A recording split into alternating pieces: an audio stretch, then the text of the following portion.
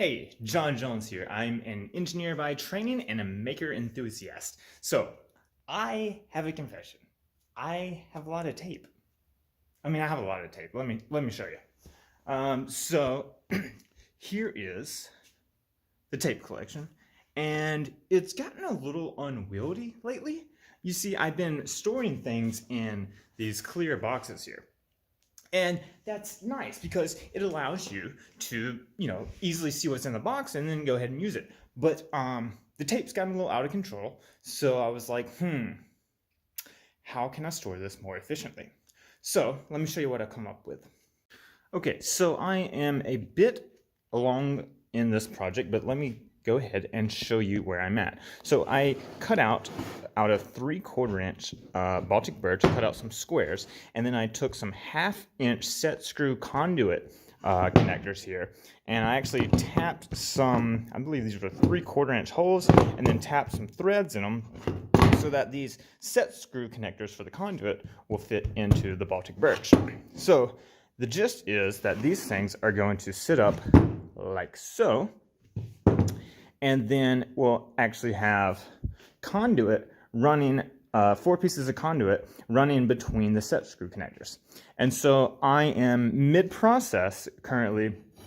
I have these cut to like 36 inches, I believe, just a hair more than 3 feet. And I'm in the process of, polishing off these ends, and I decided to go ahead and give these a polish on the wire brush wheel over here. And so I was going to bring you along with me. So let's get going.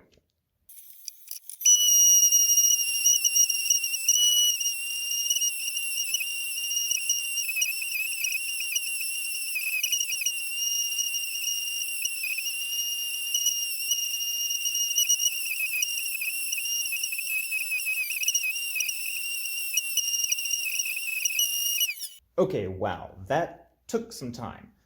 It took quite a bit longer than I was anticipating there to do one, mainly because I have 12 of these total. I'm making three tape holders. So the results are pretty good here.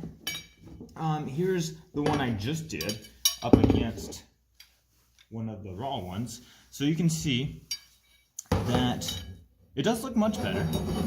Looks like a more polished product. No pun intended, actually pun intended. But it just takes too much time. And there still needs to be a little bit of finishing or sanding work or something going on, maybe some polishing. I could change to the polishing wheels and put some polishing compound on there, although I'm not convinced that that would be any quicker, if at all. So I'm going to come up with some kind of adapter that I can put this in the drill and get this spinning. I wish I had a lathe, that would be nice, but I don't have a lathe. So I do have these set screw connectors. So I'll get one and create something for the drill, get this spinning, and I will try to approach it with just sandpaper. So let's see how that goes. Maybe it'll be a little quicker. Maybe it'll take about the same amount of time. I would really like these to look like this, but doing 12 of these like I just did, we need to come up with something quicker. Let's go.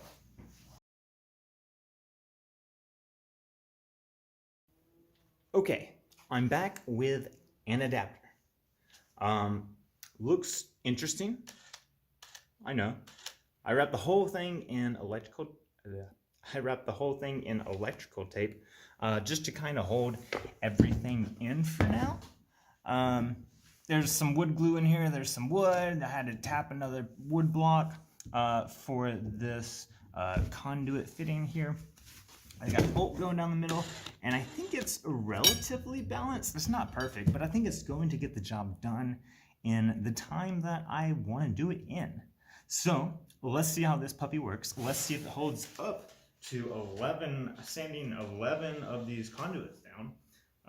We got over 33 feet of conduit to sand, so let's get going.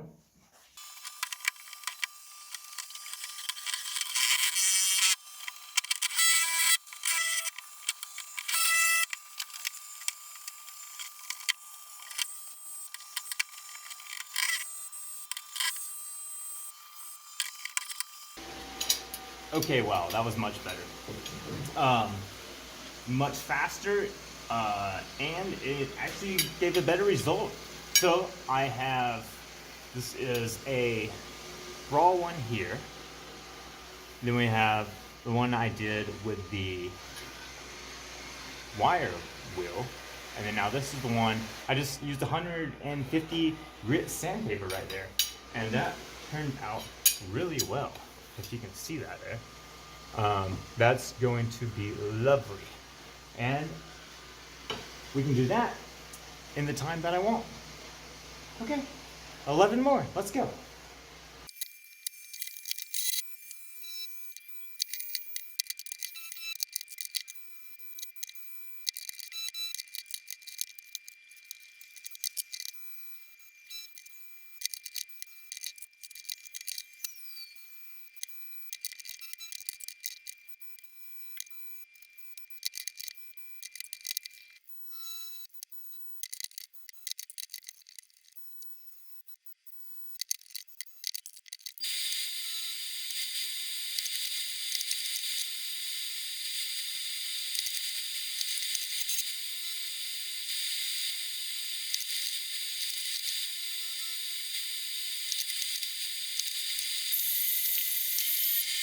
Okay, wow, that worked really good.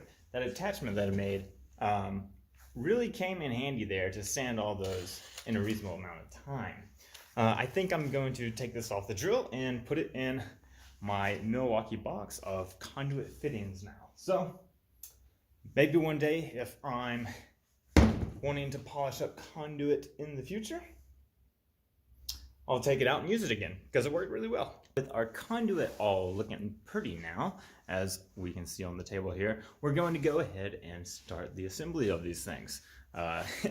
If everything goes as planned, they should kind of plop together pretty smoothly. 1, 2, 3 right here. We have 4 conduits per a tape holder. And hopefully, in a few minutes here, we can start putting tape on them and then figure out where they'll go in the shop. And here we go.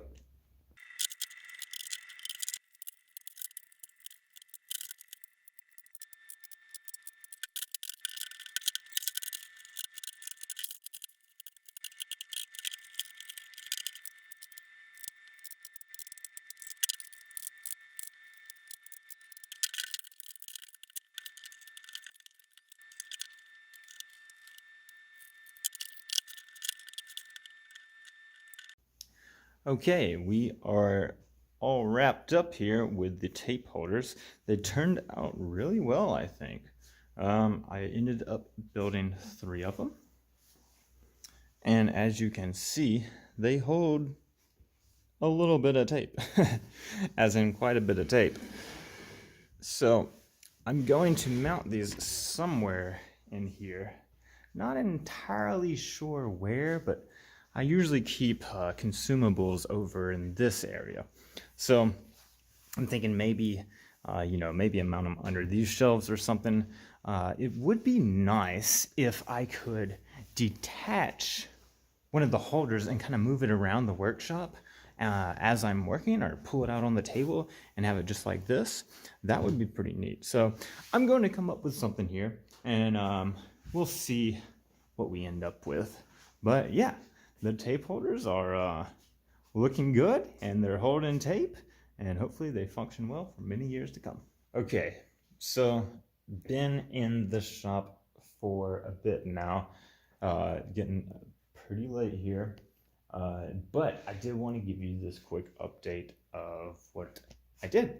So kind of empty right now, but I ended up putting it up on a top shelf there. I don't know if that's going to be too high.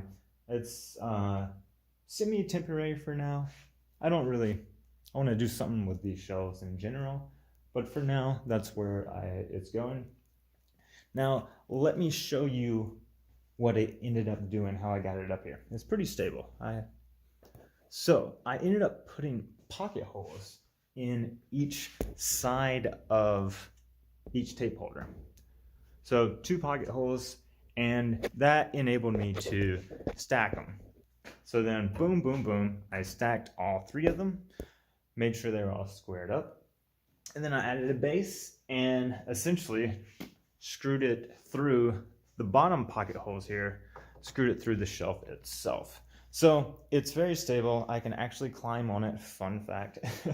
So no worries about it toppling down, but now I'm gonna get to loading up all the tape here and see you at the end of the video. Okay, we're all wrapped up here with the tape holder, 3-level tape holder here. I sorted through all my tapes and got them organized, kind of separated into each category. The shelf is very functional. It turned out exceptionally well, I think, for what I was first envisioning. Yeah, I'm super duper happy with this thing.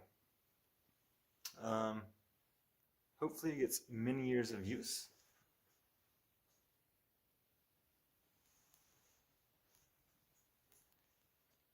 And I'll be able to separate it back out into 3 separate tape holders one day in the future. Anyways, John Jones here, signing off.